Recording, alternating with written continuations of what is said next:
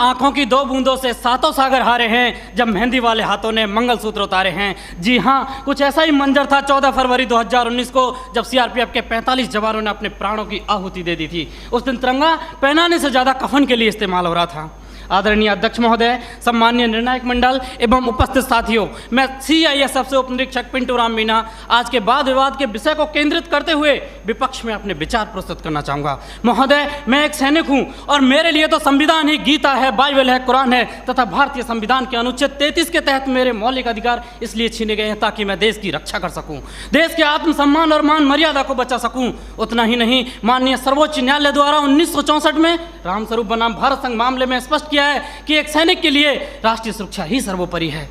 जबकि महोदय, आज हमारे देश में खौफनाक मंजर को देखकर यहाँ की जनमानस मौत से मोहब्बत और जिंदगी से नफरत करने लगी है, क्योंकि अपराध के मुकाबले कानून बौना नजर आने लगा है और ये मानव अधिकार तो अपराधियों के हित में तन जाते हैं, इसीलिए तो रोज भेड़िए साक्षात छाती पर चढ़ जाते हैं।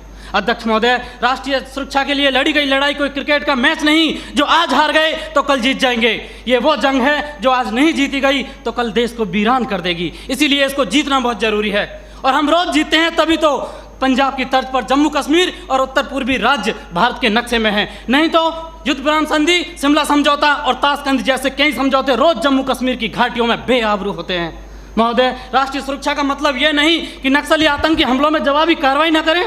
राष्ट्रीय सुरक्षा का मतलब आतंकवाद, नक्सलवाद, उग्रवाद को खत्म कर देश के कोने कोने में शांति स्थापित करना है। और अगर शांति स्थापित करना है तो आतंकवाद और नक्सलवाद को पोषित करने वाले तथा उन्हें हथियार मुहैया कराने वाले राष्ट्रों पर प्रतिबंध लगाने की जरूरत है। जरूरत है न्यायिक प्रक्रिया को सुधारने की, टेरर फंडिंग और साइबर क्राइम को रोकने की। आज जरूरत है राजनीतिक इच्छा शक्ति की।